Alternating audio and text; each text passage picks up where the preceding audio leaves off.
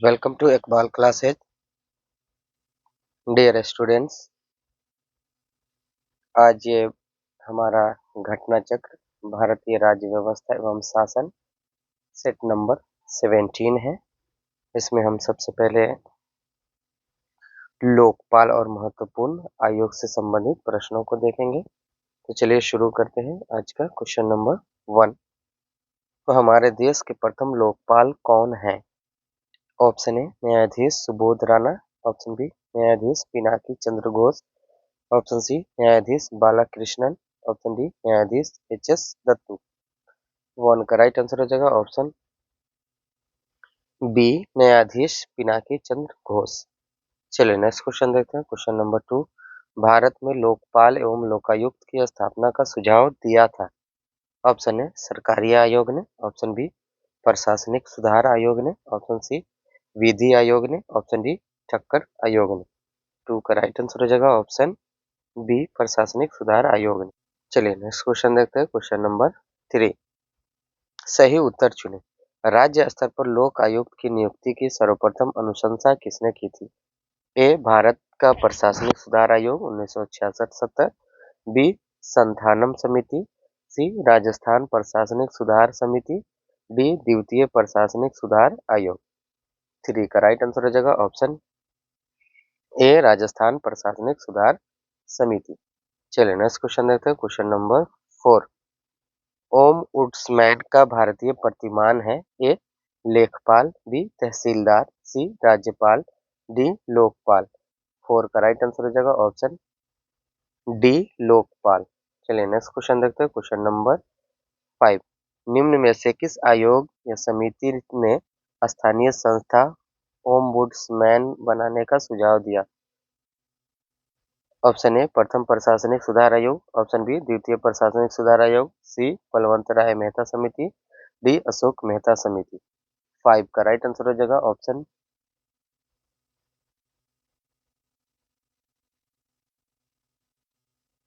Option C Balwant राय मेहता समिति।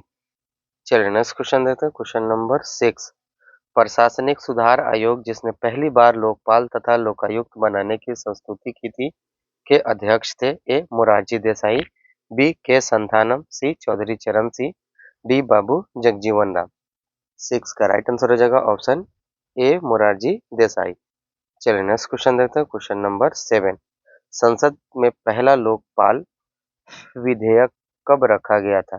ए 1967, B 1971, सी 1968, D 1972। 7 का right answer हो जाएगा ऑप्शन सी 1968। चलिए नेक्स्ट क्वेश्चन देखते हैं। क्वेश्चन नंबर 8, लोकपाल विधेयक 2011 के संबंध में निम्न में से कौन से कथन सही है? एक, लोकसभा में 4 अगस्त 2011 को इसे पुनः स्थापित किया गया था। बी श्री पी चिदम्बरम गृह मंत्री द्वारा इसे पुनः स्थापित किया गया था। 3, इसे अस्थायी समिति को भेज दिया गया। 4, सिविल सोसाइटी के सदस्यों द्वारा इसे कमजोर कहा गया है। नीचे दिए कुछ से सही उत्तर का चयन कीजिए। 8 का राइट आंसर हो जाएगा ऑप्शन डी 1, 3 और 4। चलिए नेक्स्ट क्वेश्चन देखते हैं। क्वेश्चन नंबर 9, लोकपाल बिल का मसविदा आलेख तैयार करने हेतु पैनल में बुद्धिजीवी समाज के प्रतिनिधियों में सम्मिलित हैं? 1 अन्ना हजारे, 2 प्रशांत जोशी, 3 संतोष हेगड़े, 4 किरण बेदी, 5 शांति भूषण। अपना सही उत्तर दिए गए कूट से चुनिए। 9 का राइट आंसर हो जाएगा ऑप्शन डी केवल 1, 3 और 5। चलिए नेक्स्ट क्वेश्चन देखते हैं। क्वेश्चन नंबर 10, निम्न में से किस राज्य में सर्वप्रथम लोकायुक्त कार्यालय की स्थापना हुई थी? ए महाराष्ट्र, बी उत्तर प्रदेश, सी बिहार, डी उड़ीसा। 10 का राइट आंसर हो जाएगा ऑप्शन ए महाराष्ट्र। चलिए नेक्स्ट क्वेश्चन देखते हैं। क्वेश्चन नंबर 11, निम्न में से किस राज्य ने सर्वप्रथम लोकायुक्त संस्था की स्थापना की? ए राजस्थान, बी महाराष्ट्र, सी बिहार, डी गुजरात। 11 का राइट आंसर हो जाएगा ऑप्शन बी महाराष्ट्र। चलिए नेक्स्ट क्वेश्चन देखते हैं। क्वेश्चन नंबर 12, उत्तर प्रदेश का लोक आयुक्त अपना प्रतिवेदन प्रस्तुत करता है? ए मुख्यमंत्री को, बी उच्च न्यायालय के मुख्य न्यायाधीश को, सी राज्यपाल को, डी विधानसभा के अध्यक्ष को। 12 का राइट आंसर हो जाएगा ऑप्शन सी राज्यपाल को। चलिए नेक्स्ट क्वेश्चन देखते हैं। Question number 13। उत्तर प्रदेश के लोकायुक्त की पदधारण अवधि है। ए 5 वर्ष, बी 6 वर्ष, सी 7 वर्ष, डी 8 वर्ष। 13 का राइट आंसर हो जाएगा ऑप्शन डी 8 वर्ष। चलिए नेक्स्ट क्वेश्चन देखते हैं। Question number 14। 2011 में लोकायुक्त विधेयक पारित करने वाला प्रथम भारतीय राज्य है। ए उत्तर प्रदेश, बी बिहार, सी उत्तराखंड, डी झारखंड। 14 का राइट आंसर हो जाएगा ऑप्शन सी उत्तराखंड। चलिए नेक्स्ट क्वेश्चन देखते हैं। Question number 15। निम्नलिखित में से किन राज्यों में लोक आयुक्त अधिनियम ने मुख्यमंत्री को भी अपने दायरे में लिया है। ए पश्चिम बंगाल और केरल, बी गुजरात और महाराष्ट्र, सी मध्य प्रदेश और उड़ीसा, डी राजस्थान और कर्नाटक। 15 का राइट आंसर हो जाएगा ऑप्शन, इसमें ऑप्शन ई हो जाएगा। चलिए नेक्स्ट क्वेश्चन देखते हैं। Question number 16। नीचे दो कथन दिए गए हैं, जिनमें से एक को कथन तथा दूसरे को कारण कहा गया है। कथन: अल्पसंख्यक शब्द की भारत के संविधान में परिभाषा नहीं दी गई है। कारण: अल्पसंख्यक आयोग संविधान निकाय नहीं है। ऊपर के दोनों वक्तव्यों के संदर्भ में निम्नलिखित में से कौन सा सही है। 16 का राइट आंसर हो जाएगा ऑप्शन बी। ए और आर दोनों सही है, परंतु एक की सही व्याख्या आर नहीं करता है। चलिए नेक्स्ट क्वेश्चन देखते हैं। Question number 17।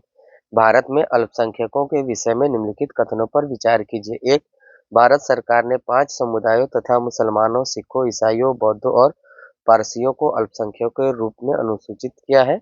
2, राष्ट्रीय अल्पसंख्यक आयोग को 1993 में संवैधानिक दर्जा दिया गया है। 3, भारत में सबसे छोटा धार्मिक समुदाय पारसी समुदाय है। 4, भारत का संविधान धार्मिक और भाषाई अल्पसंख्यकों को मान्यता और संरक्षण देता है।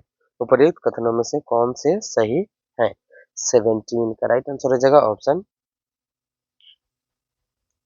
ऑप्शन इसका हो जाएगा ई। चलिए नेक्स्ट क्वेश्चन देखते हैं। Question number 18। वोहरा समिति डैश के अध्ययन के लिए बनाई गई थी। ए पुलिस सुधार, बी वित्तीय सुधार, सी राजनेताओं तथा अपराधियों की साठगांठ, डी राज्यपालों की नियुक्ति। 18 का राइट आंसर हो जाएगा ऑप्शन सी राजनेताओं तथा अपराधियों की साठगांठ। चलिए नेक्स्ट क्वेश्चन देखते हैं। Question number 19। उस समिति का नाम बताएं जिसने राजनीतिक व अपराधियों के गठबंधन की जांच की व रिपोर्ट दी। ए ज्ञान प्रकाश समिति, बी बोहरा समिति, सी गोस्वामी समिति, डी राजमन्नार समिति। 19 का राइट आंसर हो जाएगा ऑप्शन बी बोहरा समिति। चलिए नेक्स्ट क्वेश्चन देखते हैं। Question number 20। भारतीय प्रशासनिक सेवा और भारतीय पुलिस सेवा को समाप्त करने की सिफारिश किसने की थी। ए ढेबर आयोग, बी कालेलकर आयोग, सी खेर आयोग, डी राजमन्नार आयोग। 20 का राइट आंसर हो जाएगा ऑप्शन डी राजमन्नार आयोग। चलिए नेक्स्ट क्वेश्चन देखते हैं। Question number 21। मूल अधिकारों के अतिरिक्त भारत के संविधान का निम्नलिखित में से कौन सा से भाग मानव अधिकारों की सार्वभौम घोषणा 1948 के सिद्धांतों एवं प्रावधानों को प्रतिबिंबित करते हैं। 1 उद्देशिका, 2 राज्य की नीति निर्देशक तत्व, 3 मूल कर्तव्य। नीचे दिए गए कूट का प्रयोग कर सही उत्तर चुनिए। 21 का राइट आंसर हो जाएगा ऑप्शन डी 1, 2 और 3। चलिए नेक्स्ट क्वेश्चन देखते हैं। Question number 22। संयुक्त राष्ट्र द्वारा मानव अधिकारों की विश्वव्यापी घोषणा को कब अपनाया गया था। ए 10 जनवरी 1920, बी 4 अप्रैल 1949, सी 24 अक्टूबर 1945, डी 10 दिसंबर 1948। 22 का राइट आंसर हो जाएगा ऑप्शन डी 10 दिसंबर 1948। चलिए नेक्स्ट क्वेश्चन देखते हैं। Question number 23। Universal declaration of human rights का में कुल कितने अनुच्छेद हैं। ए 29, बी 28, सी 30, डी 32। 23 का राइट आंसर हो जाएगा ऑप्शन सी 30। चलिए नेक्स्ट क्वेश्चन देखते हैं। Question number 24। 10 दिसंबर मनाया जाता है। ए मानवाधिकार दिवस के रूप में, बी विश्व स्वास्थ्य दिवस के रूप में, सी यूएन दिवस के रूप में, डी मजदूरी दिवस के रूप में। 24 का राइट आंसर हो जाएगा ऑप्शन ए मानवाधिकार दिवस के रूप में। चलिए नेक्स्ट क्वेश्चन देखते हैं। Question number 25। मानव अधिकारों की अवधारणा का प्रमुख बल है। ए संपत्ति के अधिकार पर, बी समानता के अधिकार पर, सी धर्म के अधिकार पर, डी मानव होने के नाते मानव गरिमा पर। 25 का राइट आंसर हो जाएगा ऑप्शन डी मानव होने के नाते मानव गरिमा पर। चलिए नेक्स्ट क्वेश्चन देखते हैं। Question number 26। निम्नलिखित में से कौन सा एक संयुक्त राष्ट्र द्वारा सूचीबद्ध मानवाधिकारों में से नहीं है? ए स्वतंत्रता और समानता, बी जीवन तथा स्वतंत्रता का अधिकार, सी शिक्षा का अधिकार, डी निजता का अधिकार। 26 का राइट आंसर हो जाएगा ऑप्शन डी निजता का अधिकार। चलिए नेक्स्ट क्वेश्चन देखते हैं, क्वेश्चन नंबर 27। निम्नलिखित में से किसे द्वितीय पीढ़ी का मानव अधिकार समझा जाता है?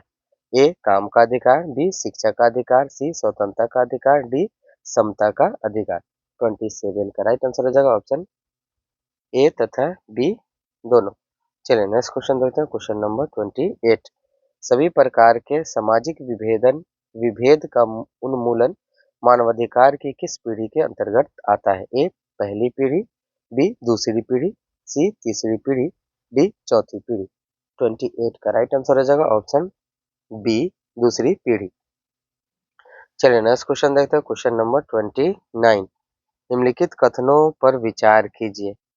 एक शहर का अधिकार एक समस्त मानवाधिकार है तथा इस संबंध में संयुक्त राष्ट्र हैबिटेट यूएन हैबिटेट प्रत्येक देश द्वारा की गई प्रतिबद्धताओं को मॉनिटर करता है। 2 शहर का अधिकार शहर के प्रत्येक निवासी को शहर में सार्वजनिक स्थानों को वापस लेने, रिक्लेम एवं सार्वजनिक सहभागिता का अधिकार देता है।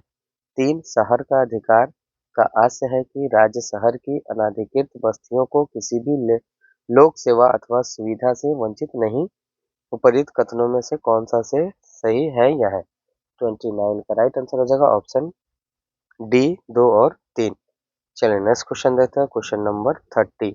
1993 में राष्ट्रपति द्वारा मानवाधिकार संरक्षण अध्यादेश जारी किया गया था। ए अनुच्छेद 130 23, बी अनुच्छेद 124, सी अनुच्छेद 125, डी अनुच्छेद 127। 30 का राइट आंसर हो जाएगा ऑप्शन ए अनुच्छेद 123। चलिए नेक्स्ट क्वेश्चन देखते हैं, क्वेश्चन नंबर 31।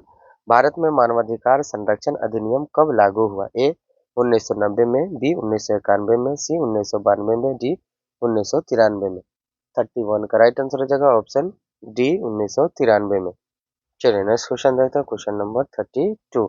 मानव अधिकार संरक्षण अधिनियम के संबंध में कौन सा कथन सही है? ए यह अधिनियम 23 सितंबर 1993 को प्रवृत्त हुआ, बी यह अधिनियम 28 सितंबर 1993 को प्रवृत्त हुआ, सी यह अधिनियम 23 सितंबर 1995 को प्रवृत्त हुआ, डी यह अधिनियम 28 सितंबर 1995 को प्रवृत्त हुआ। 32 का राइट आंसर हो जाएगा ऑप्शन बी यह अधिनियम 28 सितंबर 1993 को प्रवृत्त हुआ। चलिए नेक्स्ट क्वेश्चन देखते हैं, क्वेश्चन नंबर 33। मानव अधिकार संरक्षण अधिनियम 1993 का उद्देश्य था ए मानव अधिकारों को बेहतर संरक्षण, बी मानव अधिकार सुरक्षा आयोग का गठन, सी राज्य में मानव अधिकार सुरक्षा आयोग का गठन, डी उपर्युक्त सभी। 33 का राइट आंसर हो जाएगा ऑप्शन डी उपर्युक्त सभी। चलिए नेक्स्ट क्वेश्चन देखते हैं, क्वेश्चन नंबर 34। मानव अधिकार संरक्षण अधिनियम 1993 की किस धारा में लोक सेवक की परिभाषा दी गई है? ए धारा 2, बी धारा 3, सी धारा 2H, डी धारा 2M। 34 का राइट आंसर हो जाएगा ऑप्शन डी धारा 2M। चलिए नेक्स्ट क्वेश्चन देखते हैं, क्वेश्चन नंबर 35। मानव अधिकार संरक्षण अधिनियम में सशस्त्र बल की परिभाषा में निम्नलिखित में से कौन सा शामिल नहीं है? ए नौसेना, बी राज्य के सशस्त्र बल, सी थल सेना, डी वायु सेना। 35 का राइट आंसर हो जाएगा ऑप्शन बी राज्य के सशस्त्र बल। चलिए नेक्स्ट क्वेश्चन देखते हैं, क्वेश्चन नंबर 36। राष्ट्रीय मानवाधिकार आयोग के अध्यक्ष एवं सदस्यों की नियुक्ति समिति में निम्न में से कौन सदस्य नहीं होता? ए लोकसभा का अध्यक्ष, बी राज्यसभा का सभापति, सी लोकसभा में विपक्ष का नेता, डी राज्यसभा में विपक्ष का नेता। 36 का राइट आंसर हो जाएगा ऑप्शन बी राज्यसभा का सभापति। चलिए नेक्स्ट क्वेश्चन देखते हैं, क्वेश्चन नंबर 37। राष्ट्रीय मानव अधिकार आयोग के अध्यक्ष एवं अन्य सदस्यों की नियुक्ति के लिए सिफारिशें करने वाली समिति का कौन सदस्य नहीं है? ए प्रधानमंत्री, बी लोकसभा का अध्यक्ष, सी लोकसभा में विपक्ष का नेता, डी राज्यसभा का सभापति। 37 का राइट आंसर हो जाएगा ऑप्शन डी राज्यसभा का सभापति। चलिए नेक्स्ट क्वेश्चन देखते हैं, क्वेश्चन नंबर 38। कौन राष्ट्रीय मानवाधिकार आयोग का पदेन सदस्य नहीं है? ए राष्ट्रीय अल्पसंख्यक आयोग का अध्यक्ष, बी भारतीय विधि आयोग का अध्यक्ष, सी राष्ट्रीय अनुसूचित जाति एवं अनुसूचित जनजाति आयोग का अध्यक्ष, डी राष्ट्रीय महिला आयोग का अध्यक्ष। 38 का राइट आंसर हो जाएगा ऑप्शन बी भारतीय विधि आयोग का अध्यक्ष। चलिए नेक्स्ट क्वेश्चन देखते हैं, क्वेश्चन नंबर 39। मानव अधिकार संरक्षण अधिनियम के संबंध में निम्नलिखित में से कौन सा कथन सही नहीं है? ए अध्यक्ष 5 वर्ष की अवधि तक पद धारित करता है, बी आयोग के सदस्य 5 वर्ष की अवधि तक पद धारित करते हैं, सी सदस्य 5 वर्षों की दूसरी अवधि के पुनर्नियुक्ति हेतु पात्र नहीं होता, डी अध्यक्ष या सदस्य भारत सरकार या किसी राज्य की सरकार के अधीन आगे और नियुक्ति के लिए अपात्र होते हैं। 39 का राइट आंसर हो जाएगा ऑप्शन, इसमें भी ऑप्शन ई हो जाएगा। चलिए नेक्स्ट क्वेश्चन देखते हैं, क्वेश्चन नंबर 40। राष्ट्रीय मानवाधिकार आयोग के अध्यक्ष का कार्यकाल होता है, ए 3 वर्ष, बी 4 वर्ष, सी 5 वर्ष, डी 6 वर्ष। 40 का राइट आंसर हो जाएगा ऑप्शन ए 3 वर्ष। चलिए नेक्स्ट क्वेश्चन देखते हैं, क्वेश्चन नंबर 41। राष्ट्रीय मानवाधिकार आयोग के सदस्यों की पदावधि पदग्रहण की तारीख से होती है, ए 5 वर्ष तक या 65 वर्ष की आयु प्राप्त कर लेने तक, बी 5 वर्ष तक या 70 वर्ष की आयु प्राप्त कर लेने तक, सी 6 वर्ष तक या 65 वर्ष की आयु प्राप्त कर लेने तक, डी 6 वर्ष तक या 70 वर्ष की आयु प्राप्त कर लेने तक। 41 का राइट आंसर हो जाएगा ऑप्शन, इसमें भी ऑप्शन ई हो जाएगा। चलिए नेक्स्ट क्वेश्चन देखते हैं, क्वेश्चन नंबर 42। भारत के राष्ट्रीय मानवाधिकार आयोग के विषय में निम्नलिखित कथनों पर विचार कीजिए। 1, इसका अध्यक्ष अनिवार्य रूप से भारत का सेवानिवृत्त मुख्य न्यायमूर्ति होना चाहिए। 2, इसकी प्रत्येक राज्य में राज्य मानवाधिकार आयोग के नाम से संस्थाएं हैं। 3, इसकी शक्तियां केवल सिफारिशी प्रकृति की है। 4, आयोग के एक सदस्य के रूप में एक महिला को नियुक्त करना आज्ञापरक है। इन कथनों में से कौन से सही है? तो 42 का राइट आंसर हो जाएगा ऑप्शन इसमें भी ई हो जाएगा। चलिए नेक्स्ट क्वेश्चन देते हैं, क्वेश्चन नंबर 43।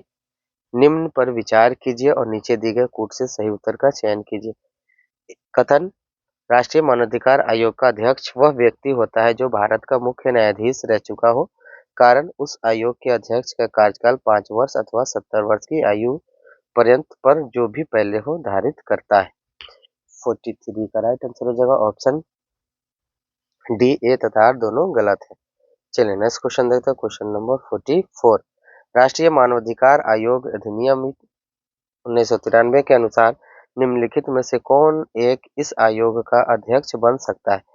ए उच्चतम न्यायालय का कोई सेवारत न्यायाधीश, बी उच्च न्यायालय का कोई सेवारत न्यायाधीश, सी केवल भारत का कोई सेवानिवृत्त मुख्य न्यायाधीश, डी केवल उच्च न्यायालय का कोई सेवानिवृत्त मुख्य न्यायाधीश।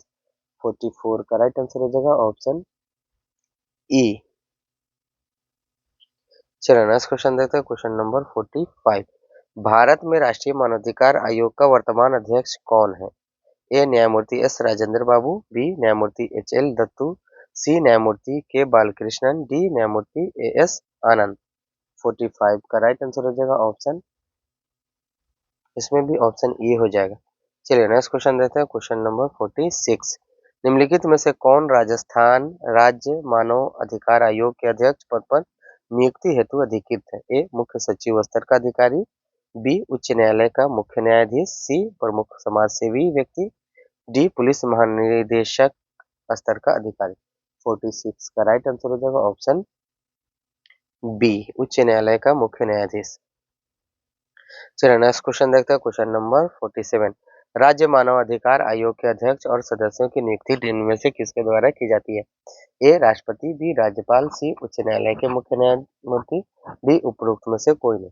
47 का राइट आंसर हो जाएगा ऑप्शन बी राज्यपाल।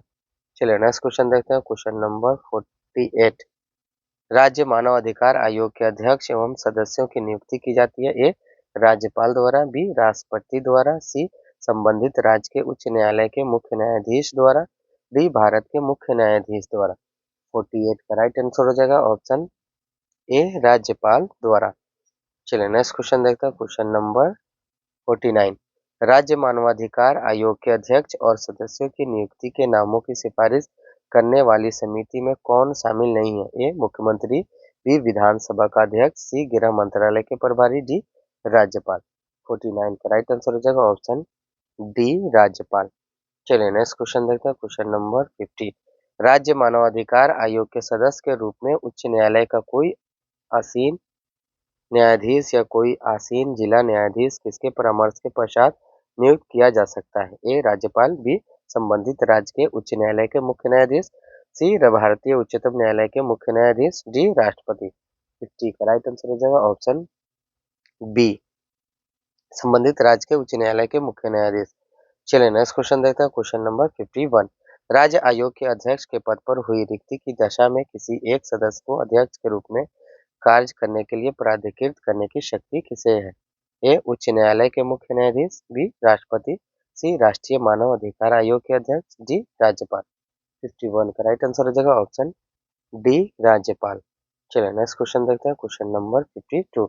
निम्न में से कौन सा एक राज्य मानव अधिकार आयोग का कार्य नहीं है? ए. मानव अधिकार के उल्लंघन की स्वेच्छा से जांच, बी. किसी जेल को देखना, सी. मानव अधिकारों की सुरक्षा का पुनर्विलोकन करना, डी. मानव अधिकारों का उल्लंघन करने वालों को सजा देना। 52 का राइट आंसर हो जाएगा ऑप्शन डी, मानव अधिकारों का उल्लंघन करने वालों को सजा देना। चलिए नेक्स्ट क्वेश्चन देखते हैं, क्वेश्चन नंबर 53। राज्य आयोग अपना वार्षिक प्रतिवेदन किसके समक्ष प्रस्तुत करता है? ए. राज्यपाल, बी. राज्य सरकार, सी. उच्च न्यायालय के मुख्य न्यायाधीश, डी. भारत के मुख्य न्यायाधीश। 53 का राइट आंसर हो जाएगा ऑप्शन बी, राज्य सरकार। चलिए नेक्स्ट क्वेश्चन देखते हैं, क्वेश्चन नंबर 54। आयोग राज्य आयोग का प्रत्येक सदस्य एवं मानव अधिकार संरक्षण अधिनियम के अधीन कृतियों का प्रयोग करने के लिए आयोग या राज्य आयोग द्वारा नियुक्त या प्राधिकृत प्रत्येक अधिकारी समझा जाता है? ए. लोक अधिकारी, बी. लोक सेवक, सी. आयोग की अधिकारी, डी. उपर्युक्त में से कोई नहीं। 54 का राइट आंसर हो जाएगा ऑप्शन बी, लोक सेवक। चलिए नेक्स्ट क्वेश्चन देखते हैं, क्वेश्चन नंबर 55। मानव अधिकार न्यायालयों में मामलों के संचालन के प्रयोजनार्थ राज्य सरकार एक अधिवक्ता को विशिष्ट लोक अभियोजन के रूप में भी निर्दिष्ट कर सकती है जो कम से कम 10 वर्षों तक प्रैक्टिस में रहा है। ए. 5, बी. 6, सी. 10, डी. 7। 55 का राइट आंसर हो जाएगा ऑप्शन डी, 7। चलिए नेक्स्ट क्वेश्चन देखते हैं, क्वेश्चन नंबर 56। भारतीय दंड संहिता की धारा 175, धारा 178, धारा 179, धारा 180 या धारा 228 में वर्णित अपराध के संदर्भ में मानव अधिकार आयोग को समझा जाता है? ए. आपराधिक न्यायालय, बी. सिविल न्यायालय, सी. रेवेन्यू न्यायालय, डी. उपर्युक्त में से कोई नहीं। 56 का राइट आंसर हो जाएगा ऑप्शन बी, सिविल न्यायालय। चलिए नेक्स्ट क्वेश्चन देखते हैं, क्वेश्चन नंबर 57। सशस्त्र बलों के सदस्यों द्वारा मानव अधिकारों के अतिक्रमण की शिकायतों के बारे में आयोग स्व प्रेरणा से या किसी अर्जी की प्राप्ति पर ए. स्वयं जांच करेगा, बी. जांच करने हेतु संबंधित पुलिस अधिकारियों को निर्देशित कर सकेगा, सी. केंद्रीय सरकार से रिपोर्ट मांग सकेगा, डी. उपर्युक्त में से कोई नहीं। 57 का राइट आंसर हो जाएगा ऑप्शन सी, केंद्रीय सरकार से रिपोर्ट मांग सकेगा। चलिए नेक्स्ट क्वेश्चन देते हैं, क्वेश्चन नंबर 58। निम्न में से कौन सी एक संवैधानिक संस्था नहीं है? ए. मानवाधिकार आयोग, बी. राज्य का वित्त आयोग, सी. लोकसभा का सचिवालय, डी. केंद्र का वित्त आयोग। 58 का राइट आंसर हो जाएगा ऑप्शन ए, मानवाधिकार आयोग। चलिए नेक्स्ट क्वेश्चन देखते हैं, क्वेश्चन नंबर 59। निम्न में से किसी एक की परिस्थिति अन्य तीनों से भिन्न है? ए. पिछड़ी जाति आयोग, बी. वित्त आयोग, सी. राष्ट्रीय मानवाधिकार आयोग, डी. निर्वाचन आयोग। 59 का राइट आंसर हो जाएगा ऑप्शन सी, राष्ट्रीय मानवाधिकार आयोग। चलिए नेक्स्ट क्वेश्चन देखते हैं, क्वेश्चन नंबर 60। निम्नलिखित में से कौन सही सुमेलित नहीं है? एक तरफ संस्था है, दूसरी तरफ स्थापना। ए. अंतरराज्य परिषद 1990, बी. राष्ट्रीय विकास परिषद 1954, सी. केंद्रीय सतर्कता आयोग 1964, डी. राष्ट्रीय मानवाधिकार आयोग 1993। 60 का राइट आंसर हो जाएगा ऑप्शन बी, राष्ट्रीय विकास परिषद 1954। चलिए नेक्स्ट क्वेश्चन देते हैं, क्वेश्चन नंबर 61। संविधान पुनरीक्षण के लिए नियुक्ति राष्ट्रीय आयोग से संबंधित निम्नलिखित कथनों पर विचार कीजिए। 1. इसकी रिपोर्ट अनुशंसात्मक प्रकृति की होगी। 2. इसकी नियुक्ति संसद के अनुमोदन से हुई है। 3. इसकी अध्यक्षता जस्टिस एम.एन. वेंकट चेलैया कर रहे हैं। 4. यह देश की सामाजिक आर्थिक आवश्यकताओं पर अपना ध्यान केंद्रित करेगा। इन कथनों में से कौन से सही है? 61 का राइट आंसर हो जाएगा ऑप्शन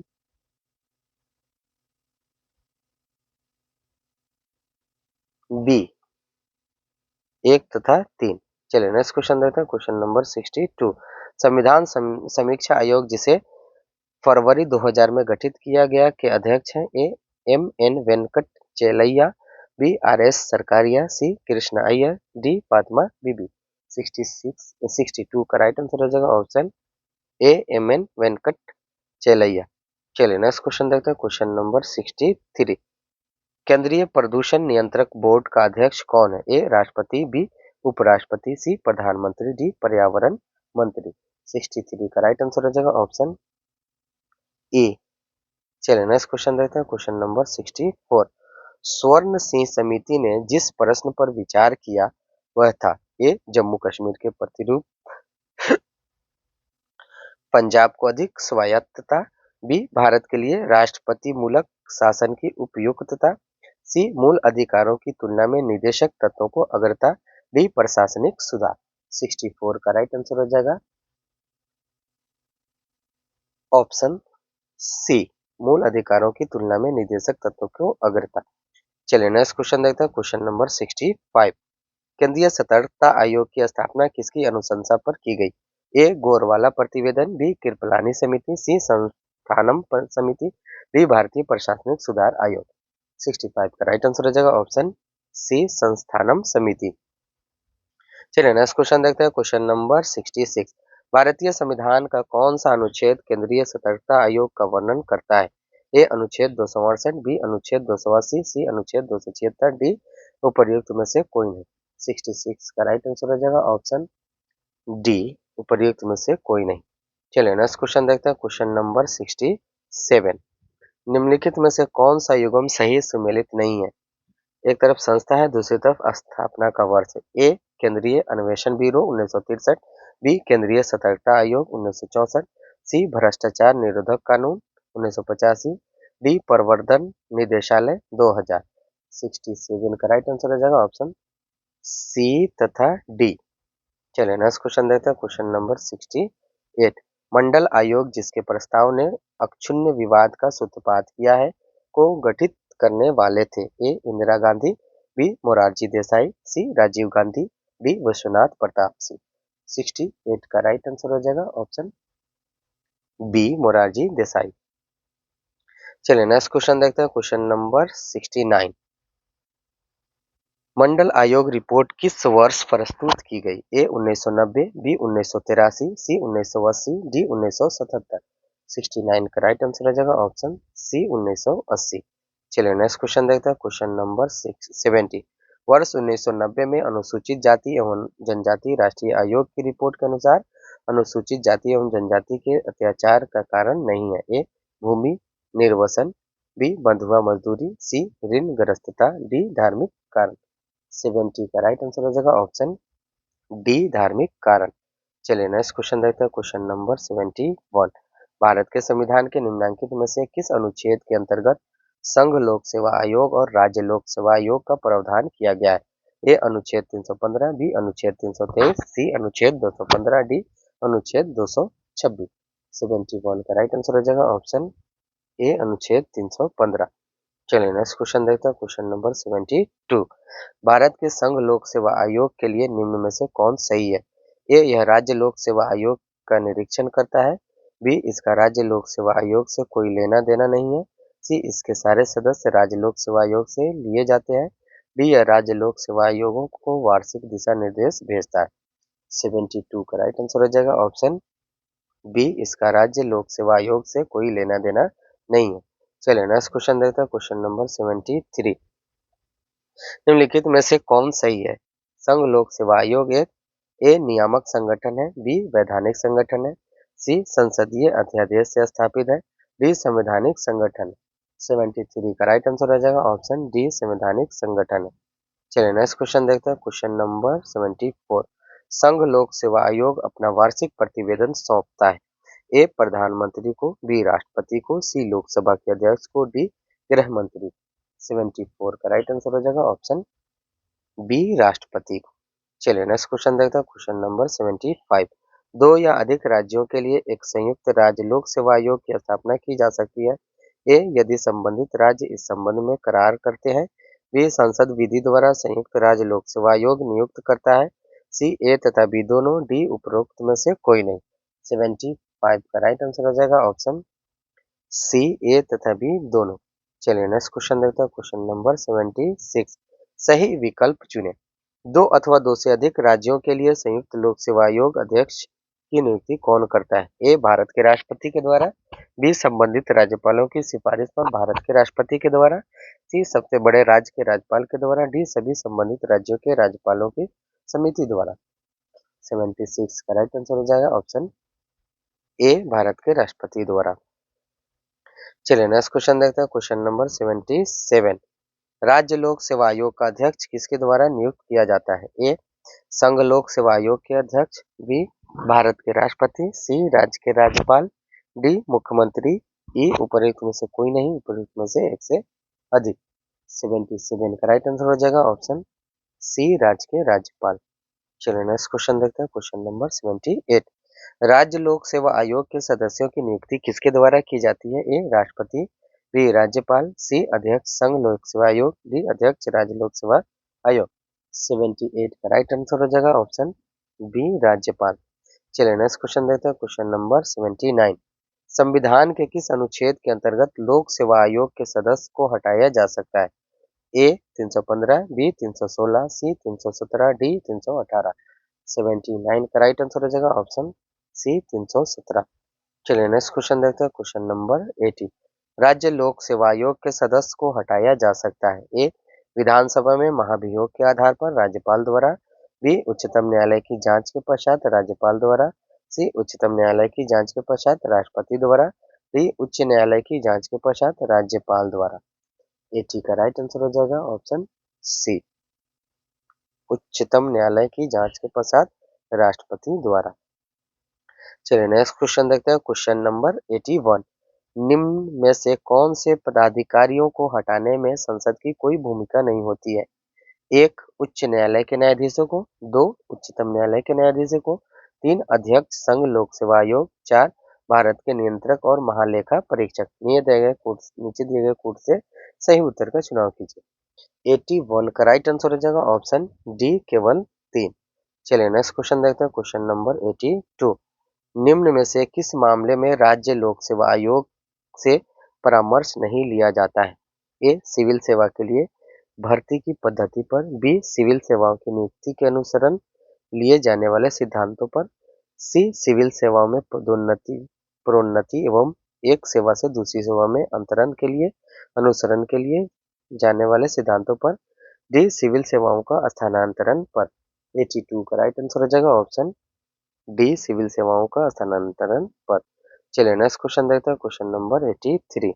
किसी राज्य लोक सेवा आयोग के कार्यों को निम्नलिखित में से किस एक के अनुमोदन से संघ लोक सेवा आयोग को सौंपा जा सकता है। ए भारत के मुख्य न्यायाधीश, बी प्रधानमंत्री, सी लोकसभा का अध्यक्ष, डी भारत के राष्ट्रपति। 83 का राइट आंसर हो जाएगा ऑप्शन डी भारत के राष्ट्रपति। चलिए नेक्स्ट क्वेश्चन देखते हैं। Question number 84। संघ लोक सेवा आयोग राज्य की आवश्यकताओं की पूर्ति के लिए सहमत हो सकता है। ए मुख्यमंत्री की मांग और प्रधानमंत्री की संस्तुति पर, बी निर्वाचन आयोग की मांग और राष्ट्रपति की संस्तुति पर, सी राज्यपाल की मांग और प्रधानमंत्री की संस्तुति पर, डी राज्यपाल की मांग और राष्ट्रपति की संस्तुति पर। 84 का राइट आंसर हो जाएगा ऑप्शन डी राज्यपाल की मांग और राष्ट्रपति की संस्तुति पर। चलिए नेक्स्ट क्वेश्चन देखते हैं। Question number 85। उत्तर प्रदेश के राज्य लोक सेवा आयोग के कार्यों को विस्तार किया जा सकता है। ए प्रधानमंत्री द्वारा, बी केंद्रीय कार्मिक लोक शिकायत तथा पेंशन मंत्रालय द्वारा, सी राष्ट्रपति द्वारा, डी उत्तर प्रदेश विधानमंडल द्वारा। 85 का राइट आंसर हो जाएगा ऑप्शन डी उत्तर प्रदेश विधानमंडल द्वारा। चलिए नेक्स्ट क्वेश्चन देखते हैं। Question number 86। उत्तर प्रदेश लोक सेवा आयोग के व्यय किस निधि पर आधारित भारित होते हैं? ए भारत की संचित निधि पर, बी राज्य की संचित निधि पर, सी फीस द्वारा इसके स्वयं के एकत्र निधि पर, डी आकस्मिक निधि पर। 86 का राइट आंसर हो जाएगा ऑप्शन बी, राज्य की संचित निधि पर। चलिए नेक्स्ट क्वेश्चन देखते हैं, क्वेश्चन नंबर 87। राजस्थान लोक सेवा आयोग अपने कार्यों का प्रतिवेदन प्रस्तुत करता है। ए विधानसभा अध्यक्ष के समक्ष, बी राष्ट्रपति के समक्ष, सी राज्यपाल के समक्ष, डी मुख्य सचिव के समक्ष। 87 का राइट आंसर हो जाएगा ऑप्शन सी, राज्यपाल के समक्ष। चलिए नेक्स्ट क्वेश्चन देखते हैं, क्वेश्चन नंबर 88। भारत में पहली बार लोक सेवा आयोग की स्थापना जिस अधिनियम से हुई वह कौन सा था? A Indian council act 1892, B council act 1909, C government of India act 1919, D government of India act 1935। 88 का राइट आंसर हो जाएगा option C, government of India act 1919। चलिए नेक्स्ट क्वेश्चन देखते हैं, क्वेश्चन नंबर 89। किस प्रावधान के अंतर्गत मध्य प्रदेश लोक सेवा आयोग का गठन किया गया है? ए राज्य पुनर्गठन अधिनियम 1956 की धारा 118(2), बी राज्य पुनर्गठन अधिनियम 1956 की धारा 118(3), सी राज्य पुनर्गठन अधिनियम 1956 की धारा 118(1), डी राज्य पुनर्गठन अधिनियम 1956 की धारा 116(4). 89 का राइट आंसर हो जाएगा ऑप्शन बी, राज्य पुनर्गठन अधिनियम 1956 की धारा 118(3). चलिए नेक्स्ट क्वेश्चन देखते हैं, question number 90। Union public service commission की प्रथम महिला अध्यक्ष का नाम है? A Sheila Dikshit, B Rose Bathew, C Veena Majumdar, D Margaret Alva. 90 का राइट आंसर हो जाएगा ऑप्शन बी, रोज बैथ्यू। चलिए नेक्स्ट क्वेश्चन देखते हैं, क्वेश्चन नंबर 91। भारत के संदर्भ में नौकरशाही का निम्नलिखित में से कौन सा उपयुक्त चरित्र चित्रण है? यह संसदीय लोकतंत्र की व्याप्ति को विस्तार देने वाला अभिकरण, बी संघीय ढांचे को सुदृढ़ करने वाला अभिकरण, सी राजनीतिक स्थायित्व और आर्थिक वृद्धि को सुलभ बनाने वाला अभिकरण, डी लोक नीति को कार्यान्वित करने वाला अभिकरण। 91 का राइट आंसर हो जाएगा ऑप्शन डी, लोक नीति को कार्यान्वित करने वाला अभिकरण। चलिए नेक्स्ट क्वेश्चन देखते हैं, क्वेश्चन नंबर 92। निम्नलिखित में से भारतीय संविधान का कौन सा अनुच्छेद प्रसाद का सिद्धांत उल्लिखित करता है? ए अनुच्छेद 200, बी अनुच्छेद 301, सी अनुच्छेद 310, डी अनुच्छेद 311, ई उपयुक्त में से कोई नहीं। 92 का राइट आंसर हो जाएगा ऑप्शन सी, अनुच्छेद 310। चलिए नेक्स्ट क्वेश्चन देखते हैं, क्वेश्चन नंबर 93। सिविल सेवाओं में सुधार हेतु पीसी होता समिति का गठन किस वर्ष किया गया था? ए 2003, बी 2004, सी 2005, डी 2006। 93 का राइट आंसर हो जाएगा ऑप्शन बी, 2004। तो फ्रेंड्स ये आज हमारा सेट नंबर 17 का अंतिम प्रश्न था। हम फिर उपस्थित होंगे अगले सेट के साथ। जब तक देखते रहिए इकबाल क्लासेज। इकबाल क्लासेज को लाइक करना, शेयर करना, सब्सक्राइब करना न भूलें। Thank you.